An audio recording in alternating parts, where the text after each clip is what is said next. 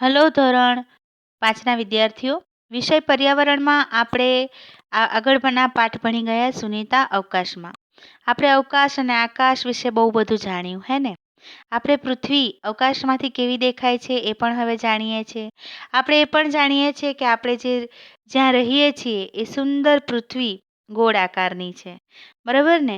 અને આપણને એ પણ હવે ખબર છે કે પૃથ્વી પર કોઈ સરહદો આવેલી નથી અને જે પણ સરહદો અને દેશોની સરહદો આવેલી છે એ કાલ્પનિક છે. તો હવે આપણે આગળનો પાઠ ભણવાના. પાઠ 12. જો આ ખૂટી જાય તો શું ખૂટી જશે? તો જોઈએ કે શું ખૂટી જાય તો શું થાય. બરાબર. આપણા ઘરમાં દૂધ ખૂટી જાય તો મમ્મી સવારે ચા ના મૂકી શકે, બીજું દૂધ લાવવું પડે.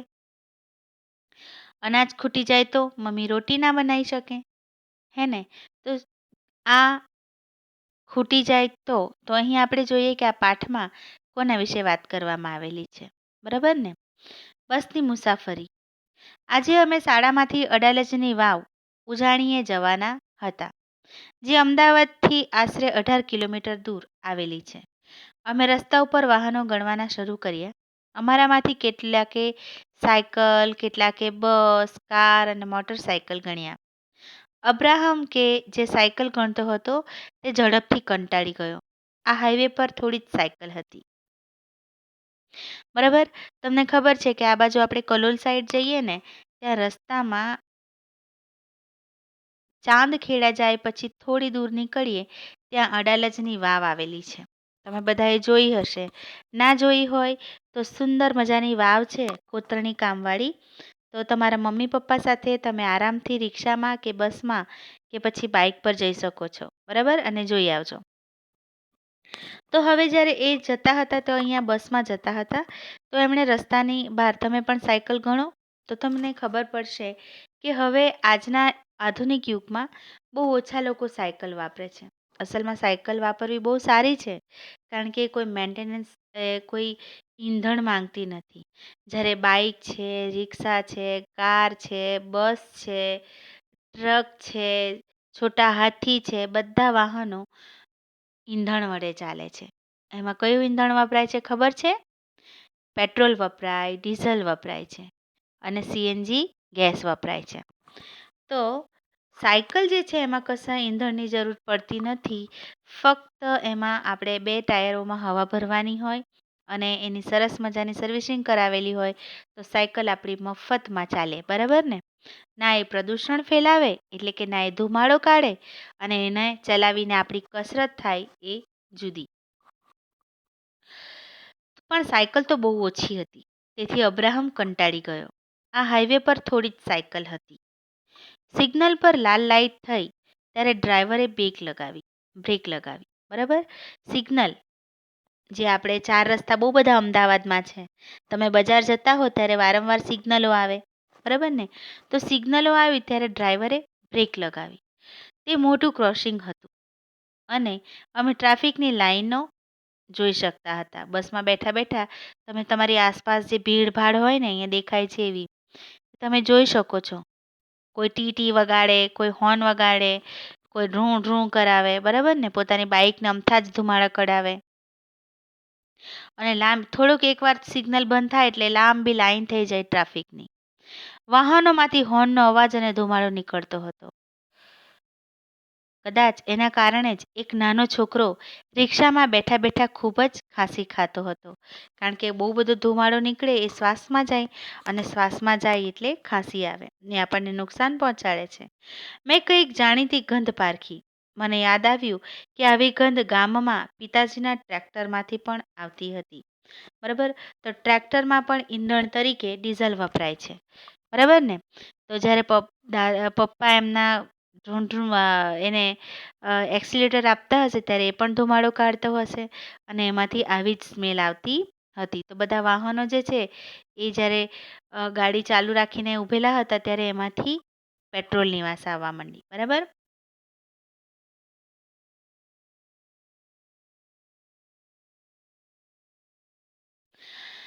પાના નંબર 110 ઉપરના ચિત્રને જુઓ અને લખો. આ દેખાય છે તમને ચિત્ર? આ જ્યારે સિગ્નલ પર ગાડીઓ અટકી હતી ત્યારે આટલું બધું ટ્રાફિક ભેગું થઈ ગયું. તમે કયા કયા વાહનો જોઈ શકો છો? તમે અહીં કયા કયા વાહનો જોઈ શકો છો? તમે બસ, કાર, બાઇક, સ્કૂટર, એક્ટિવા, બરાબર ને, રિક્ષા વગેરે વાહનો જોઈ શકો છો. એ સિવાય તમે સામેની તરફ ચાલતા આ જે રિક્ષા ગાડી હોય એ પણ જોઈ શકો છો. સાયકલો જોઈ શકો છો. તો તમારે બધાનું નામ લખવાનું. તમે શું વિચારો છો? કયા વાહનોમાં પેટ્રોલ કે ડીઝલ બળતણ તરીકે વપરાય છે? બળતણ તરીકે વપરાય છે એટલે કે ઈંધણ તરીકે વપરાય છે. તો જુઓ, બસમાં સીએનજી વપરાય અથવા ડીઝલ વપરાય. બરાબર. કાર જે છે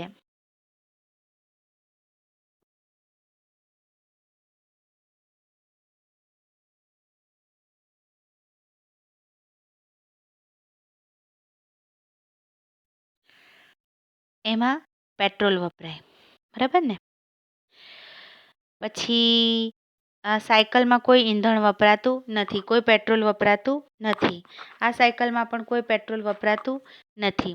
આ રિક્ષા જે છે જે અમદાવાદમાં અત્યારે ચાલે છે એમાં સીએનજી વપરાય છે, કારણ કે ફરજિયાત એ લોકો સીએનજી વાપરવાનું હોય છે. બરાબર ને. પછી સ્કૂટર વગેરેમાં પેટ્રોલ વપરાય છે. કારમાં ડીઝલ અને પેટ્રોલ બેવ વપરાય છે. બરાબર. તો આપણું થઈ ગયું. આગળનો પ્રશ્ન જોઈએ. કયા વાહનો ધુમાડો કાઢે છે તેના પર નિશાની કરો. તો તમારે અહીંયા નિશાની કરવાની છે કે કયા વાહનો ધુમાડો કાઢે છે. બરાબર ને. તો અહીંયા બધા વાહનો ધુમાડો કાઢે છે. આ આ આ આ આ આ બધા.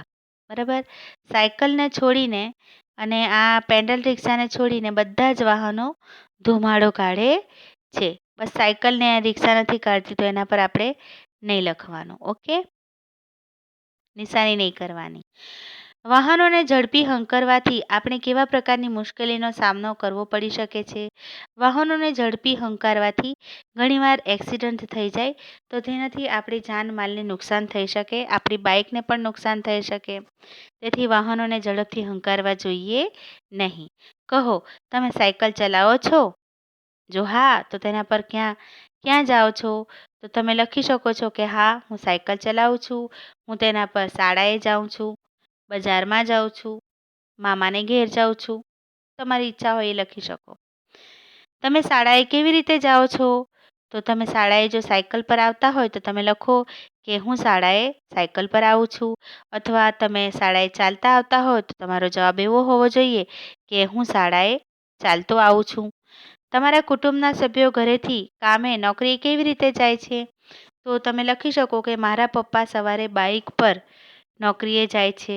જો તમારા પપ્પા સાયકલ લઈને જતા હોય તો તમે લખી શકો કે મારા પપ્પા સાયકલ ઉપર નોકરીએ જાય છે.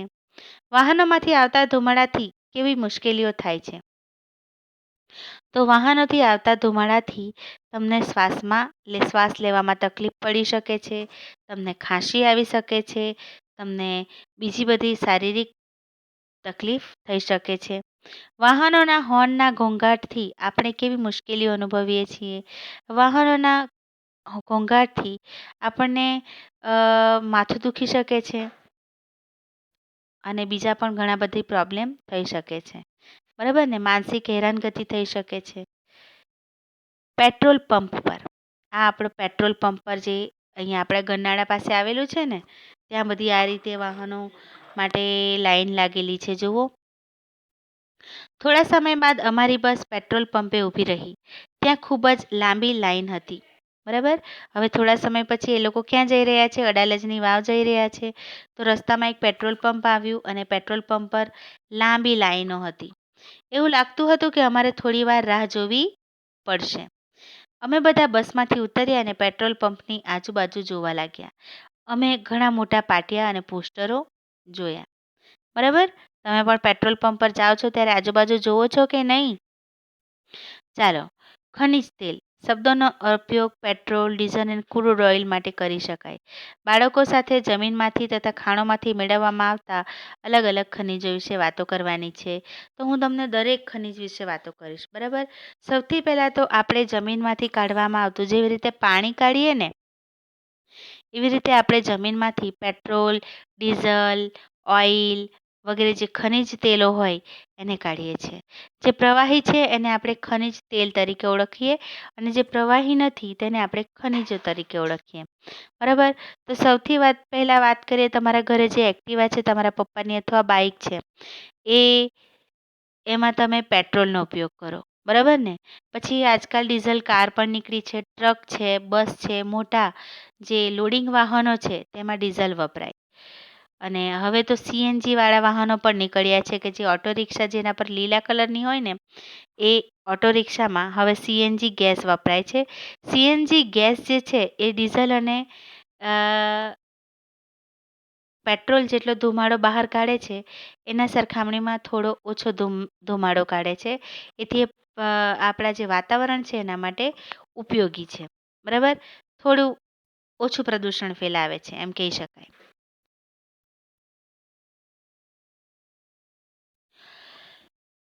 તો અહીં જો આ પેટ્રોલ પંપ પર જે પાટિયું લાગેલું હતું ને એમાં હતું પેટ્રોલ અને ડીઝલ કાયમ માટે રહેશે નહીં, તમારા બાળકો માટે તે બચાવો. દરેક ટીપું વધુ સમય ચાલે તેમ કરો. જ્યારે તમે કાર ઊભી રાખો ત્યારે એન્જિન બંધ કરો. આવા બધા સ્લોગન લખેલા હતા. અને શું કહેવાય? સ્લોગન કહેવાય. સૂત્રો કે જે આપણા પપ્પા મમ્મીને સમજાવવા માટે છે કે પેટ્રોલ અને ડીઝલ કાયમ માટે રહેશે નહીં, તમારા બાળકો માટે તે બચાવો. આજે જે રીતે પેટ્રોલ અને ડીઝલો જમીનમાંથી કાઢવામાં આવે છે તો જમીનમાં આજે બધા ભંડારો છે ને એ બહુ સીમિત માત્રામાં છે. કારણ કે પેટ્રોલ અને ડીઝલ બનવા માટે લાખો અને કરોડો વર્ષ લાગેલા છે, બરાબર ને? એને આપણે તરત જ બનાવી શકવાના નથી. તો તે જો આપણે બધું કાઢી રહીશું તો કાલે તમારા બાળકોના બાળકો માટે કશું રહેશે નહીં. દરેક ટીપું વધુ સમય ચાલે તેમ કરો, બરાબર? એટલે કે જો આપણે પેટ્રોલ પંપ પર અથવા ટ્રાફિકના 4 સિગ્નલ પર ઊભેલા હોય, 4 રસ્તા પર, બરાબર? તો ત્યાં આપણે ગાડી બંધ રાખવી જોઈએ. કારણ કે 1 કે 2 મિનિટનો જે સમયગાળો હોય તેમાં જો બધા વાહનો બંધ કરે તો કેટલું બધું પેટ્રોલ બચી શકે, હે ને?